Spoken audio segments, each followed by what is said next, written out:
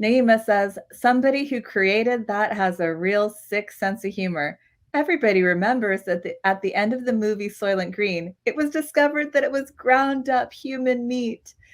So yeah, just a metaphor for, the way corporations treat Wow. humans. Like basically, I don't know, maybe you could say that everything we buy through the global industrial system is essentially we are eating our own because the global supply chains are are literally murdering people. We have, think of like blood diamonds as an example of what's really happening, where you have gangs and cartels protecting a corporate supply chain at all costs by by you know we have a factory farm system for human beings in most workplaces where human life isn't really valued, and so the corporations don't care if people die mining or manufacturing their goods, and the corporations don't care if people die because of the waste stream created by these manufacturing processes because of all the pollution.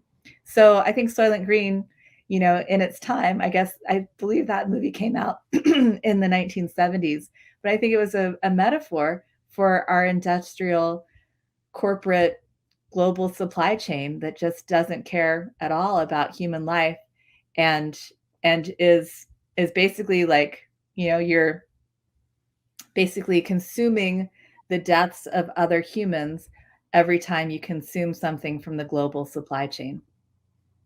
Yeah, so and I don't think it's perfect, but I think it's better than, I think it's nice to have as a backup. We do hydroponic. Um, we grow our food hydroponically here in the Okay. house. Um, I prefer to grow my food in soil, and at least if I grow it hydroponically, I have a way to make sure that I have access to clean food. You know, Yeah, we've come out very strongly as an organization against hydroponics in organic. It's been allowed now, and most of the berries and greens and a lot of the vegetables now, it's more convenient for the corporate companies like Driscoll Farms. Yeah, there are a bunch of companies that are taking their production to soilless production for fruits and vegetables.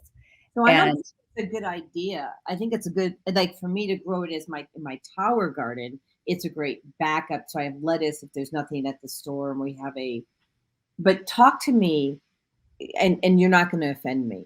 So talk to me about the impact of not using soil, because it's where all of our minerals in. I will tell you that I put a lot of minerals in the water. yeah, It's just, a lot of minerals in the water. I put a lot of stuff in the water other than just water. But go ahead. yeah, on an industrial scale, it really doesn't make any sense.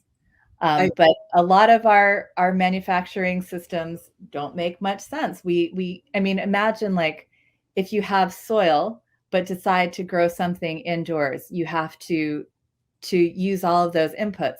All the inputs do come from someplace. Like, for instance, I think maybe people can understand this one and they might know about already. Peat as an ingredient for soil. yeah, You buy peat moss to, put in your soil for your house plants or your garden, and that's mined. And and so they take a peat bog and they dredge it. They take all the peat out, they put it in a bag and they sell it to you. And so right. all of those inputs come from somewhere else, and it's not a sustainable circle of life, right? It's a very destructive supply chain. So it doesn't really make sense to do that sort of thing. It's like it makes a lot more sense to take a piece of land that's already in agriculture and build the healthy soil there through regenerative organic methods. And it's not, I talked to another farmer this week. I had this awesome conversation with nutritionist Sarah Keogh and farmer Gail Fuller. And they present together in Kansas at the Fuller Field School. So they Okay. have a lot of experience presenting. They were great, great guest to have on during World Food Day.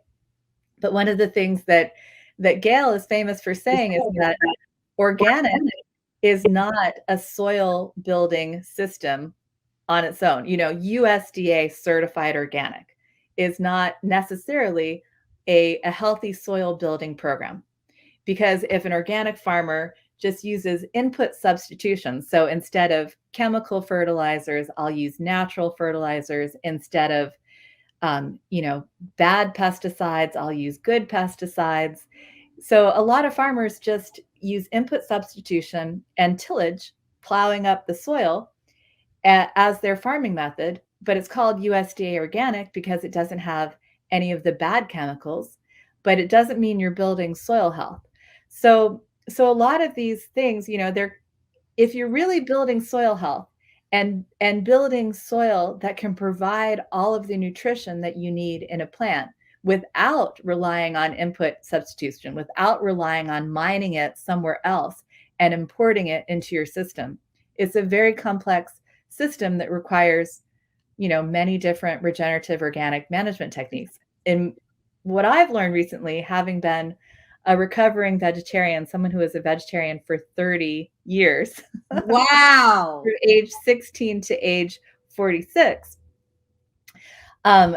you know, I've realized that I was told this and I didn't understand it, but the old timers who tried to educate me, they said you can't have a sustainable agriculture system without animals.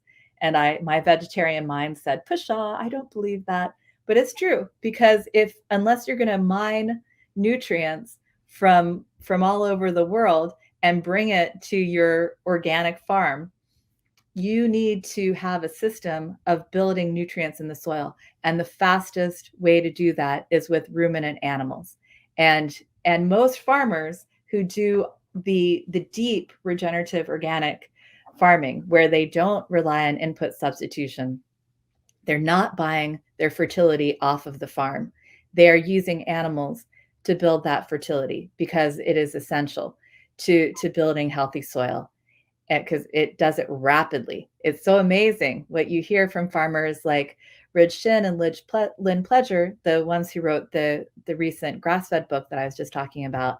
Yeah. I mean, their stories of rapid soil carbon and soil minerals and soil health, like everything you can build in living soil where you don't need to bring anything onto the farm.